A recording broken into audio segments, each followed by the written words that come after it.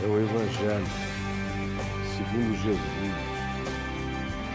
aquele que em si realizou todas as coisas.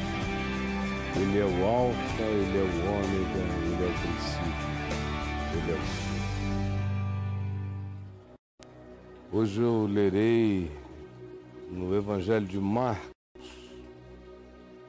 considerado pela maioria como o mais antigo de todos os evangelhos, o mais próximo das ocorrências descritas. Evangelhos de Mateus, de Lucas e de João. E é em Marcos 9, no verso 14 que eu quero ler. Diz assim: quando eles, depois da transfiguração, quando eles se aproximaram dos discípulos descendo lá do alto monte, viram numerosa multidão ao redor, aquela muvuca, e viram que os escribas discutiam com os discípulos que tinham ficado lá embaixo no sopé da montanha. E logo toda a multidão, ao ver Jesus, tomada de surpresa, de susto, correu para ele e o saudava intensamente. Então ele foi direto andando na direção dos escribas, parou diante deles e os interpelou. Os escribas, os doutores das Escrituras: o que é que vocês estão discutindo com os meus discípulos? Qual é a discussão da religião com os meus discípulos? Por que que vocês aproveitam a minha ausência para criar uma tentativa de constrangimento, de demovimento deles, da fé que eles vêm aprendendo? O que é isso? Por quê? Qual é o tema? Fala comigo. Vem aqui, conversa comigo. E então no meio da multidão, respondeu: mestre, eu trouxe o meu filho até aqui, porque ele é possesso de um espírito mudo. E este, onde quer que o apanhe, o espírito mudo, onde quer que o apanhe, lança-o por terra. E ele espuma, rilha os dentes e vai morrendo, definhando, secando, como ele está. Eu roguei aos teus discípulos que o expelissem do meu filho e eles não puderam. Então Jesus lhes disse: ó geração incrédula, até quando estarei convosco?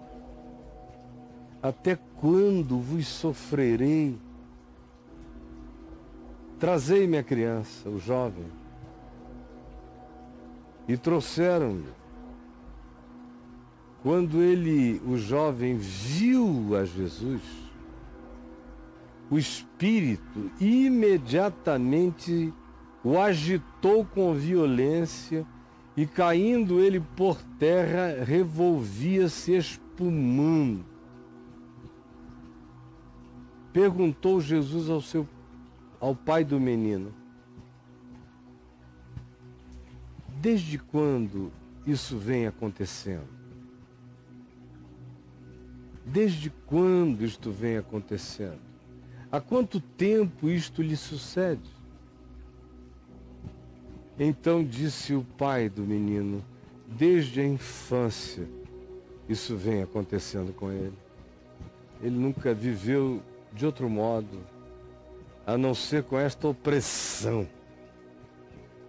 E muitas vezes esse espírito o tem lançado no fogo ou então na água, com a intenção de o matar.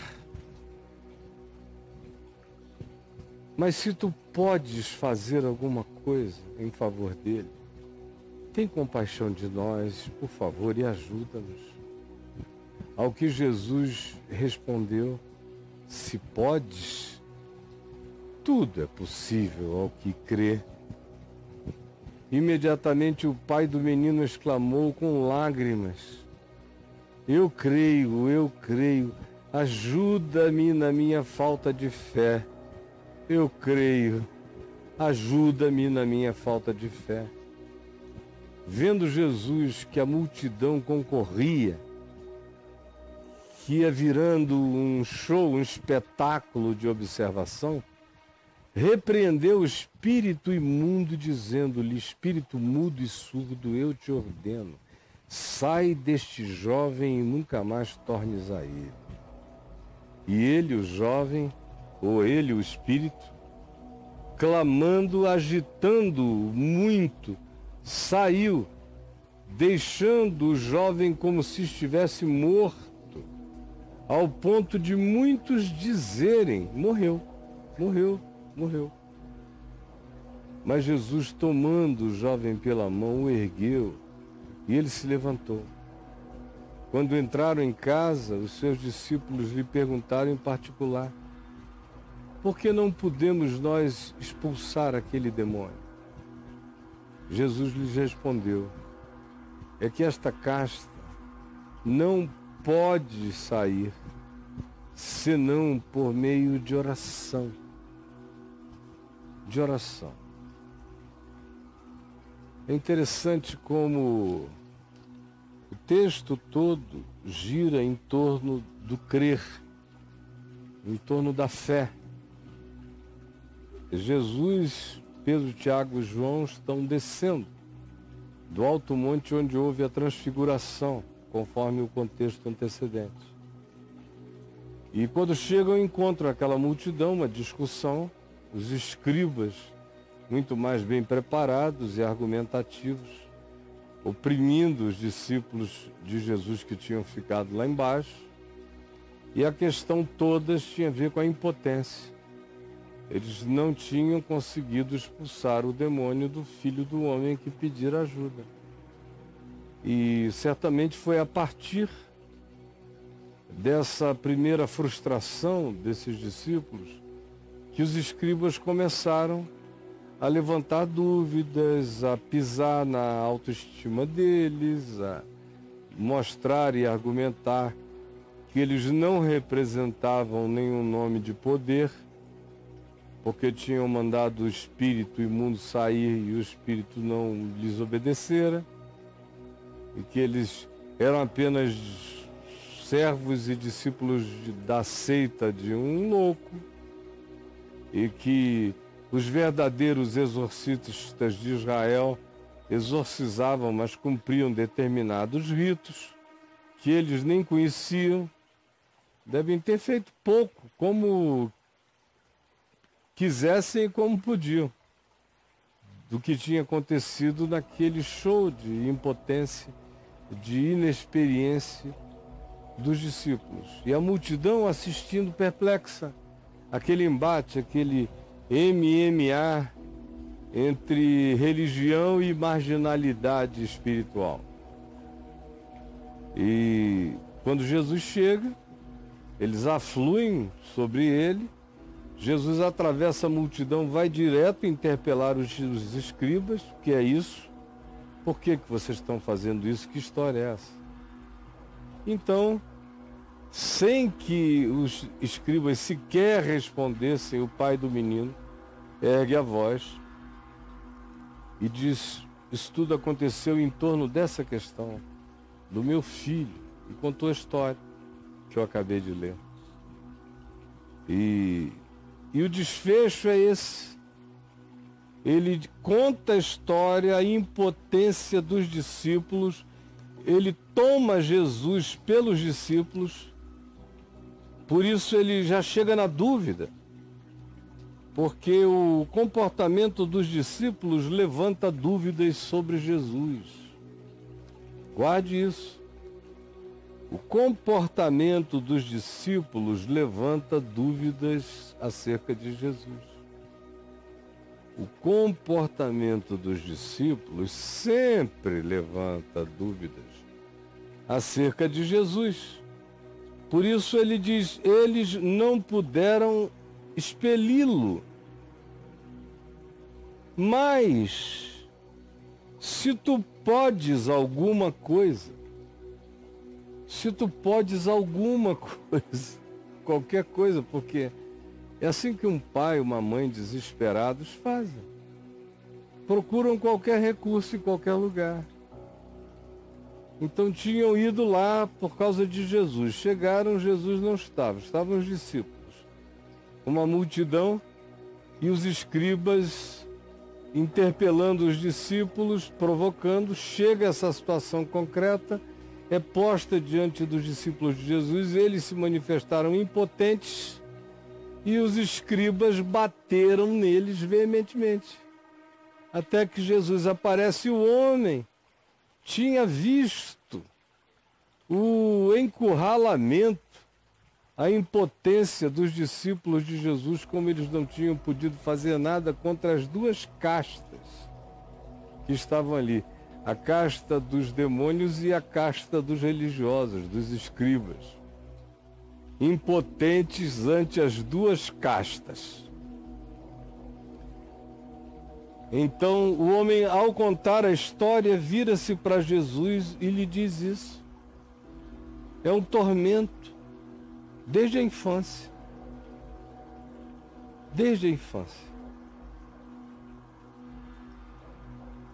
E ele por muitas vezes quase morreu.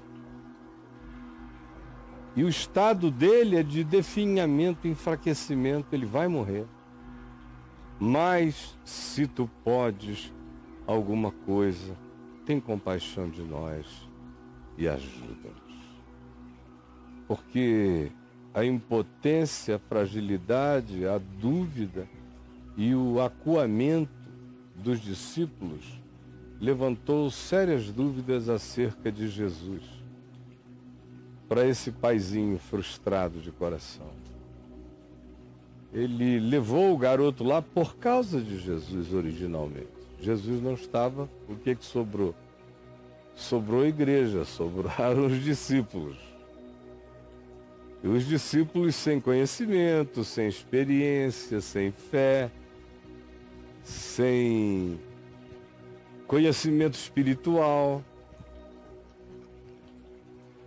lutando aquela luta na carne e no sangue, provavelmente querendo se mostrar para os escribas, muito mais preocupados em não serem um fracasso diante do olhar observador dos escribas da religião judaica, dos doutores da religião judaica, dos mestres, do que propriamente libertar o menino da sua agonia e libertar aquele pai daquela aflição.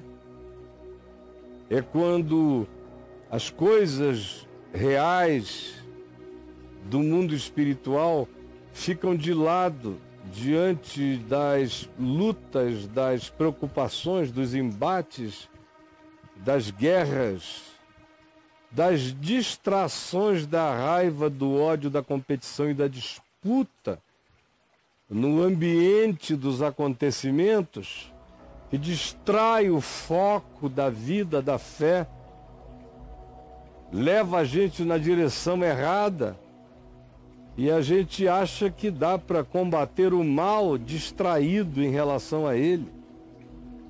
A gente acha que dá para vencer o mal pensando de maneira maligna em como vencer o outro que comigo compete.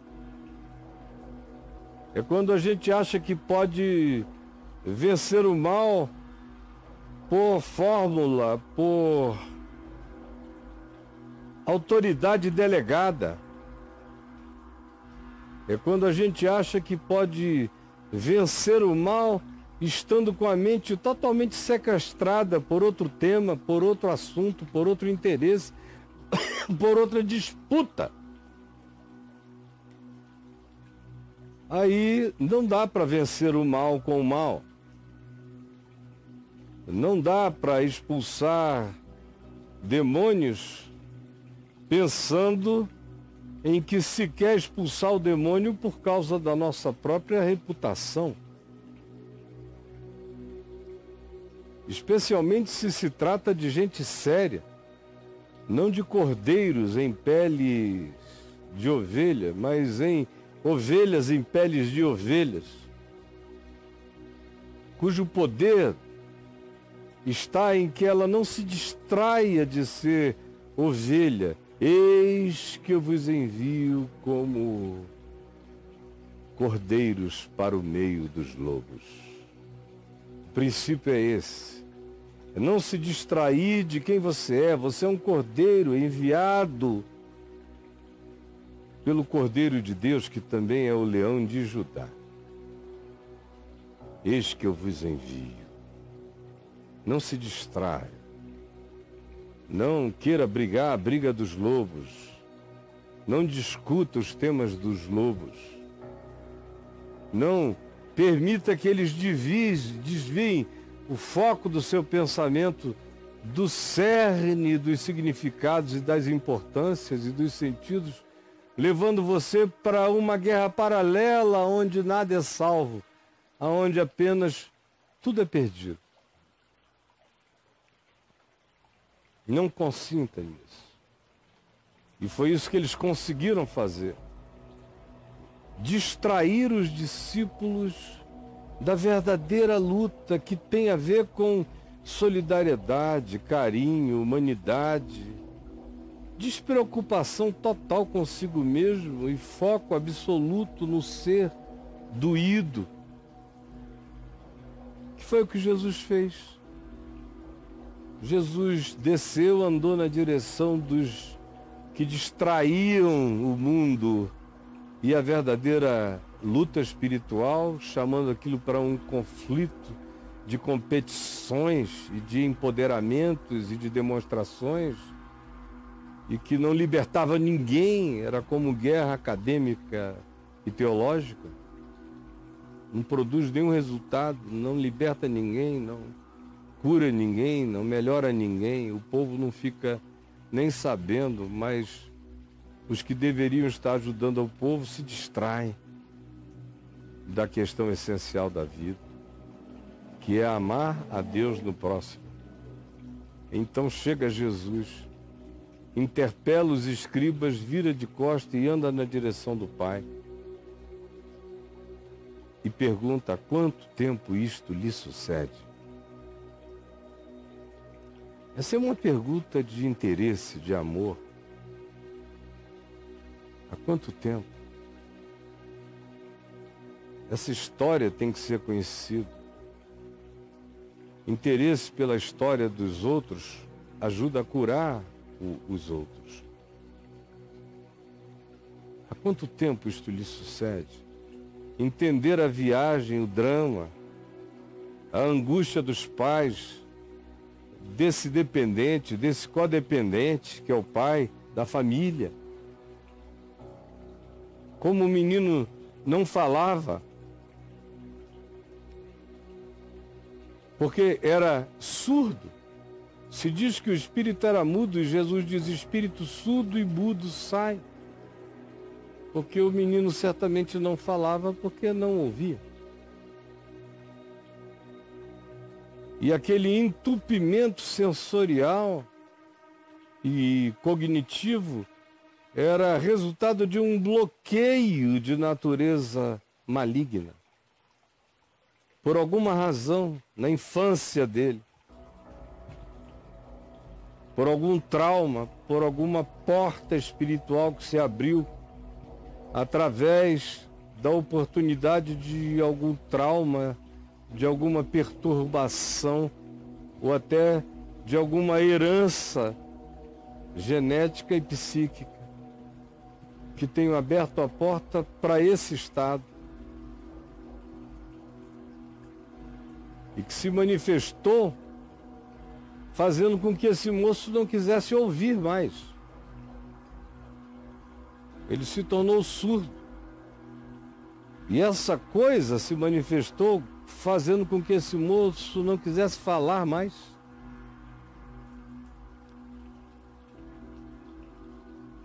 Aquilo que ele não ouve, ele não fala. Ele quer se ausentar, e essa sua vontade de se ausentar, de se dessensorializar para o mundo dele, abre a porta para esse espírito maligno se assenhorear da mente dele, pela entrega que ele fez dos sentidos dele ao nada. E aí o oportunista espiritual se instala. Há quanto tempo isto lhe sucede? Perguntou Jesus. Quanto tempo? Desde a infância. E a vida com ele tem sido um inferno. Porque esse espírito às vezes tenta afogá-lo, às vezes queimá-lo. E o espírito só fazia isso porque essa pulsão estava dentro do menino, é claro.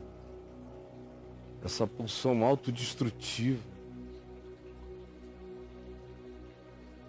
Essa agonia inexplicável. Que o desesperava tanto que ele queria desaparecer. E a força maligna nele se utilizava de toda essa desistência da vida para gerar uma proatividade suicida no rapaz.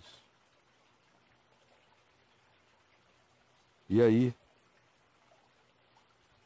Jesus ouve.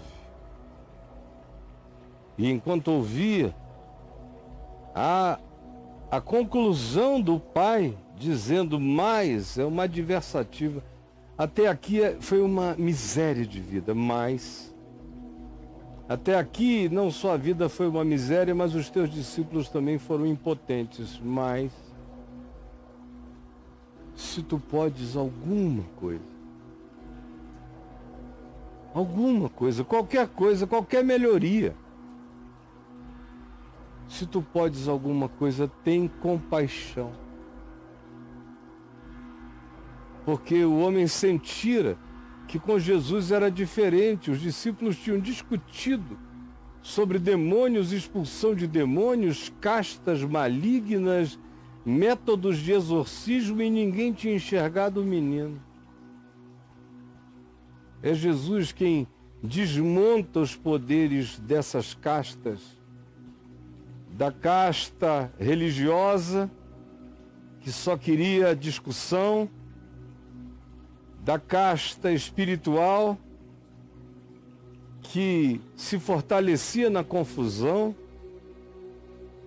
e da casta de descrença que se instalara no coração dos discípulos, que perderam o foco no amor humano e se distraíram com as brigas da religião.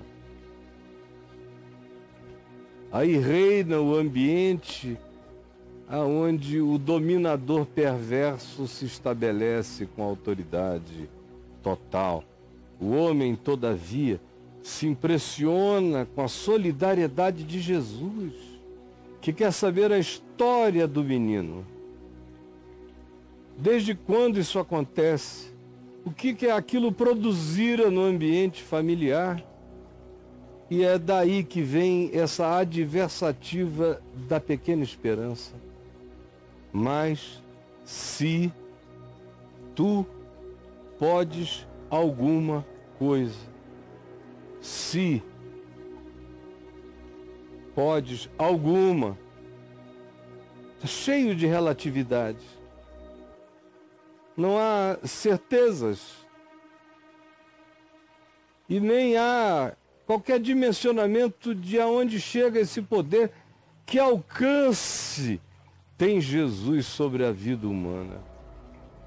Se tu podes alguma coisa, há milhares, milhões de pessoas que procuram Jesus só por causa do se tu podes alguma coisa.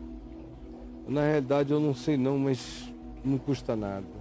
se tu podes alguma coisa, então tem compaixão de nós. E Jesus só pode algumas coisas, ele só pode mesmo ser aquele por meio de quem tudo que foi feito se fez, ele só pode ser esse em quem todas as coisas existem e subsistem, ele só pode ser esse que, sendo Deus, não usou como usurpação, não julgou como usurpação o ser igual a Deus. Ele só pode ser esse que, podendo chamar legiões de anjos, se entrega voluntariamente ao sofrimento, todavia. Mas se tu podes alguma coisa, e ele pode alguma coisa, ele pode morrer na cruz pelo pecado de todos os homens, perdoá-los e ressuscitar dentre os mortos como esperança para toda a criação. Ele pode algumas coisas. Pode fazer todos os mundos, todos os universos, todas as existências, soprar e fazer aparecer todas as dimensões. Mas se tu podes alguma coisa, tem compaixão, ele tem compaixão, ele tem alguma compaixão. Essa compaixão que diz que se Deus pensasse só em si e retirasse da terra o seu espírito, toda a carne a uma expiraria e toda a existência voltaria ao pó. Mas ele não pensa só em si, ele tem compaixão. Filho de Davi, tem compaixão de mim, ele tem compaixão. Ele não suporta o poder que a misericórdia exerce sobre ele. Ele não sabe não amar, não sabe desistir de amar. Mas se tu podes alguma coisa, tem compaixão de nós e ajuda-nos. Ao que Jesus lhe respondeu, se podes, se podes, tudo é possível ao que crer. Se podes. Que frase extraordinariamente contraditória e lindamente ambivalente e sinceramente verdadeira. Se tu podes alguma coisa, tem compaixão de nós. E Jesus não fica ofendido com a falta de fé de ninguém. Não fica ofendido. É normal. O que não é normal é ter fé. Por isso que fé é dom de Deus, é graça de Deus, é emulação divina em nós. Porque com a inteligência e com a percepção das dificuldades atuais e futuras de qualquer tempo da existência, o Homo sapiens desenvolveu ansiedade e desenvolveu necessidade de acumulação.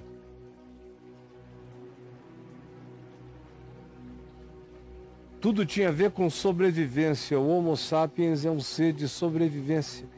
E toda a intuição dele trabalha nessa direção. Ele não aprendeu a confiança. O Homo sapiens sapiens, também chamado de Homo psíquicos por Paulo, precisa aprender a se tornar Homo pneumáticos, que é esse homem do espírito, da confiança e da fé, e que não só sabe do mundo real e da natureza e das suas dificuldades, mas também sabe que o Pai Celeste sabe. E confia. Faz a sua parte sem desespero, com confiança. Jesus, portanto, sabe que o normal é não crer. sabe que o anormal é crer e não fica zangado com quem não consegue crer. A religião é que fica com raiva, que não conseguiu provar Deus, demonstrar Deus. Aí chama o cara de ateu e o condena ao inferno, porque ele não consegue crer, não conseguiu crer. Tem uns até que gostariam, mas não chegaram lá, ou tiveram traumas bastante para não se aventurar. E tem aqueles que não sabem nem o que crer significa. Só sabem o que crer não significa, porque só viram coisas ruins em nome do crer.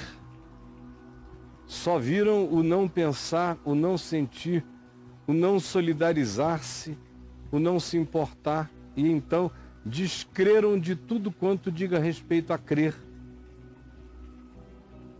Porque não viram esse crer se transformar em fruto da fé. Então se tornaram ateus da mentira. Eles não creem, não é em Deus, eles não creem na mentira em nome de Deus e desse Deus cultuado com mentira. Mas Jesus não fica zangado porque você não crê. Ele é solidário com a sua dor. Mas se tu podes alguma coisa, tem compaixão de nós e ajuda-nos. E ele não disse, então vá, pense durante uma semana sobre o que você acabou de dizer, depois volte quando você tiver fé. Não, eu consigo ver um olhar iluminado e um sorriso generoso, compassivo, misericordioso na face de Jesus, ouvindo o homem dizer isso no inferno. Mas se tu podes alguma coisa, tem compaixão de nós e ajuda-nos. E Jesus, com aqueles olhos limpos, cristalinos, luz pura, de amor, olhando para ele, vendo a limitação dele, sorriu o sorriso da bondade que abraça e disse, podes. Oh filho, tudo é possível ao que crê. Tudo é possível ao que crê. Então o homem entende que ele, o homem, deveria crer e que não só tudo era possível ao que crê, mas também era possível crer. E o homem creu em ambas as coisas, que não só tudo é possível ao que crê, mas o homem creu que quem chega naquele nível, quem faz esse movimento, já está andando por fé, está apenas ainda frustrado, porque o que busca e pretende não foi atingido, mas o coração dele já é movido por essa esperança redentora. Se tu podes alguma coisa, tem compaixão de nós e ajuda-nos. Ao que Jesus lhe respondeu, se podes, tudo é possível ao que crê. Imediatamente o pai do menino exclamou com lágrimas. Com lágrimas. Veja como tudo sai da discussão teológica, acadêmica, com os escribas, os fariseus, os discípulos querendo mostrar sua potência exorcista, carismática em nome de Jesus, e os escribas desconstruindo, distraindo, desmontando tudo, e eles largam o cuidado pelo ser humano, todo arrebentado e por um pai sofrido, e ficam tentando expulsar demônios em estado de beligerância e discussão com os escribas da religião. Nenhum demônio sai, o demônio gargalha de ver a falta de amor, de compaixão, de misericórdia. Foi a ênfase do pai do menino. Se tu podes alguma coisa, tem compaixão. Porque até ali não tinha havido compaixão, só discussão, só temática, se existe demônio, não existe demônio, se o demônio sai, se o demônio não sai. E a vida humana esquecida na sua agonia. E agora o homem vê amor. Antes do demônio sair, o pai do menino derrama lágrimas. Ele vê que aquele que está diante dele, de fato, está interessado no filho dele e nele. Que qualquer outra discussão é absolutamente irrelevante diante da opressão humana, da perda de volição humana, da perda da consciência humana, da perda da independência, do livre-arbítrio, da autodeterminação, do ir e do vir, da perda de vontade de viver. Tudo mais era irrelevante, como sempre foi para Jesus. Então o homem é despertado pela compaixão. Quando Jesus pergunta desde quando, o homem começa a ver que ele está diante de um ser de compaixão. E quando Jesus responde a ele, se podes, tudo é possível ao que crê, ele se enche de mais certeza ainda de que aquele que está diante dele não está medindo nem disputando nada com ninguém, nem esperando nada de ninguém, nem com super expectativas acerca de quem quer que fosse. Ele apenas diz, com todo carinho maduro, se podes, oh, tudo é possível ao que crê. E o pai do menino imediatamente exclamou com lágrimas, eu creio, eu creio, eu creio, eu quero crer, eu creio. E no que falta em mim, ajuda-me. Ajuda-me na minha falta de fé. No que falta em mim, eu creio. Eu estou crendo em Ti. Mas ajuda em todos os gaps e lacunas. Ser o meu complemento, ser o justificador da minha pouca fé, ser o complementador da minha ausência de fé, ser o meu justificador em graça da fé que em mim ainda não se desenvolveu, mas tem misericórdia de mim e ajuda-nos. Ajuda-nos, é a ênfase do homem o tempo todo, ajuda-nos. Tira-nos daqui e ajuda-nos. Vendo Jesus, que a multidão começava a achar tudo aquilo um grande show de amor estranho, na presença de um demônio ignorado. Essa conversa humana toda, a prevalência da temática humana sobre a temática demoníaca é absoluta aqui nesse texto. Primeiro vem o homem, a história do homem, depois vem os diagnósticos. Quando vem, se vem. E o último da fila é o demônio. Primeiro é uma viagem entre humanos, com compaixão, com misericórdia, com fé carinhosa, que engravida de esperança.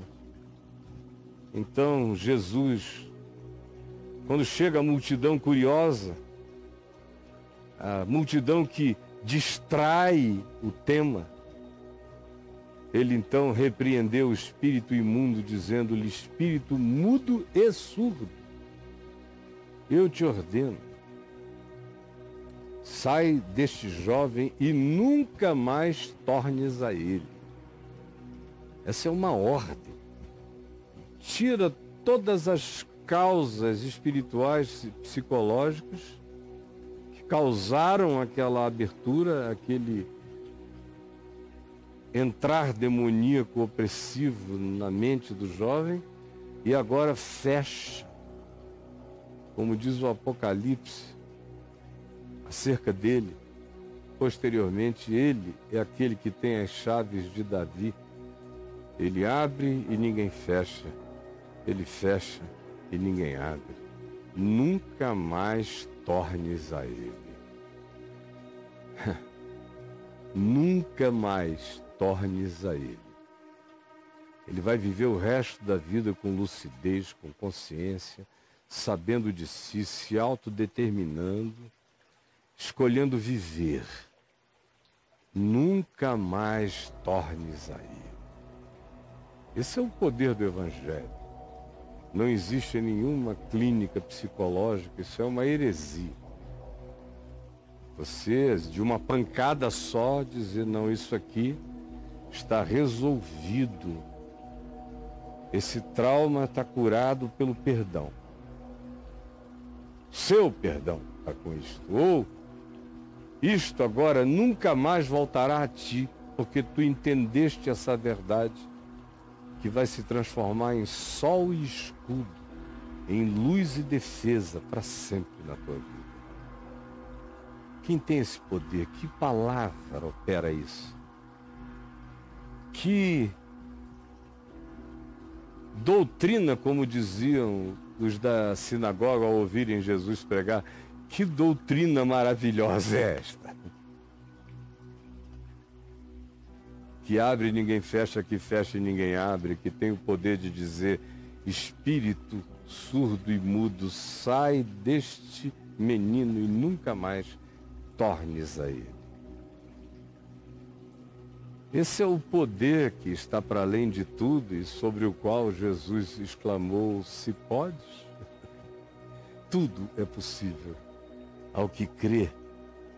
E clamando, agitando muito, saiu o espírito, deixando o menino como se estivesse morto, ao ponto de muitos dizerem, morreu! Mas Jesus, tomando-o pela mão, o ergueu e ele se levantou. E Jesus o despediu, leve ele em paz para casa. E Jesus mesmo entrou em sua casa e os seus discípulos lhe perguntaram, ali na Galileia, por que nós não podemos expulsar esse demônio? E Jesus lhes respondeu, esta casta não pode sair senão por meio de oração.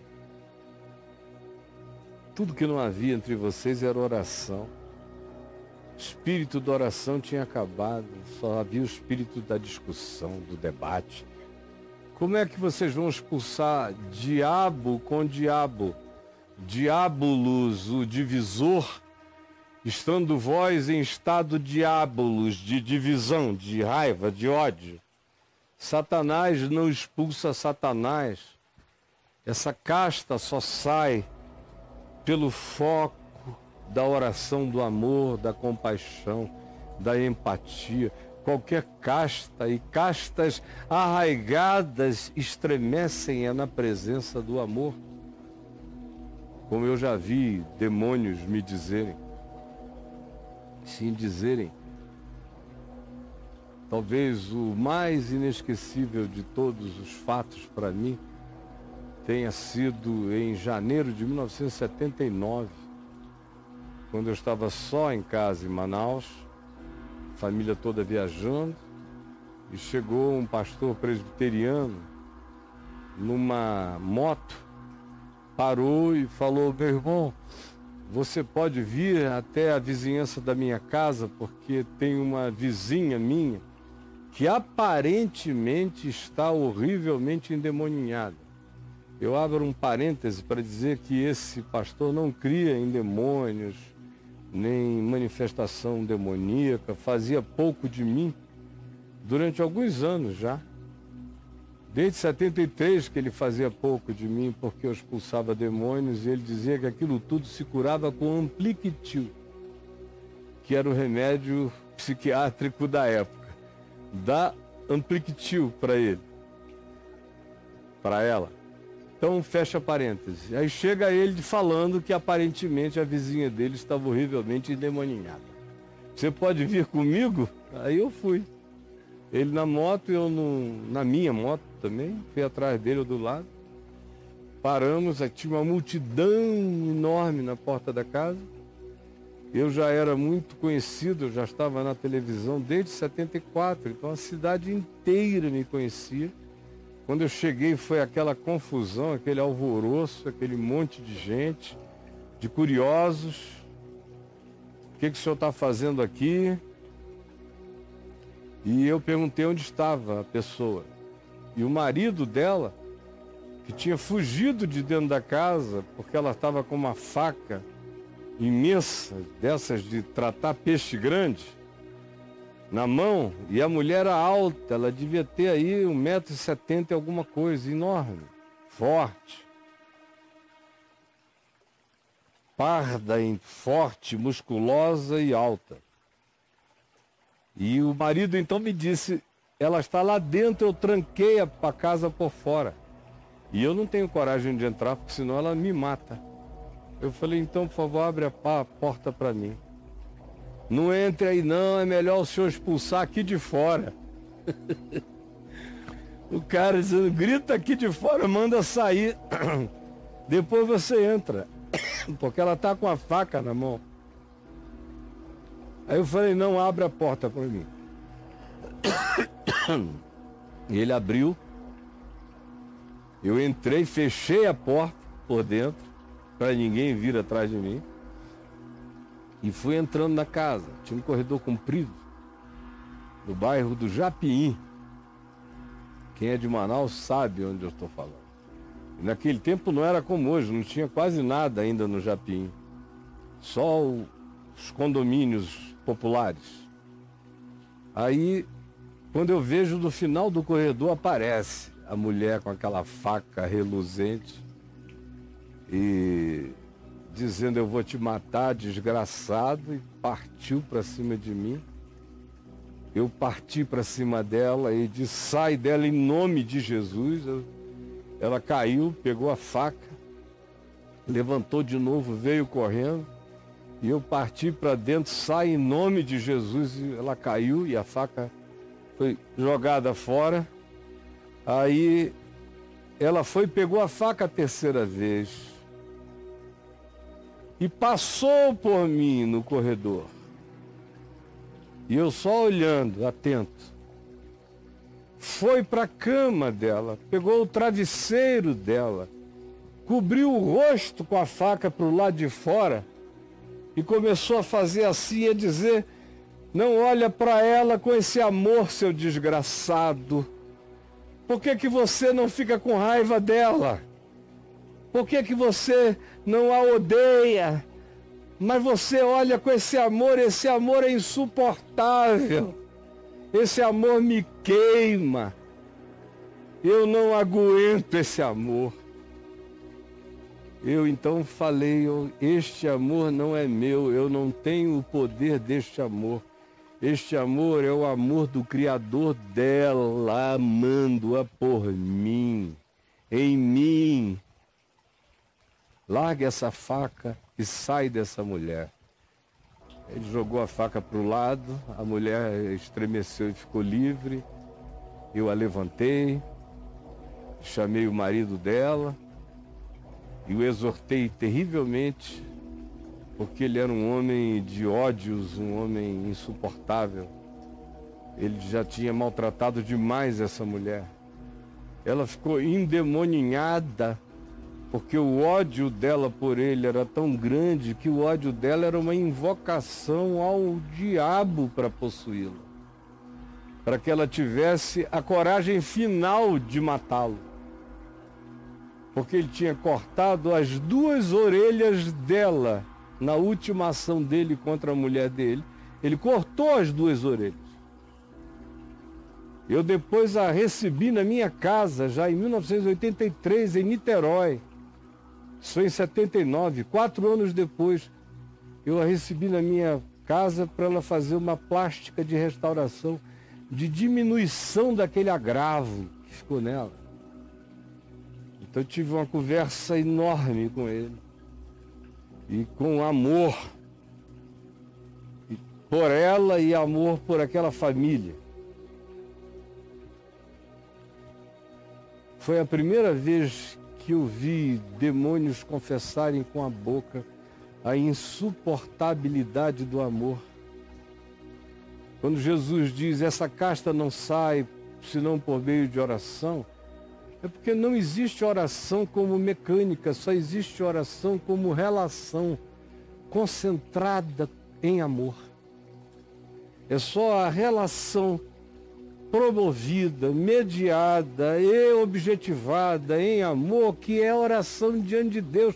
É só diante dessa oração que é compaixão, que é misericórdia, que é solidariedade, que é empatia, dessa oração que realmente é clamor libertador em favor do outro, é só diante dessa oração que é amor, que essas castas não suportam e se retiram.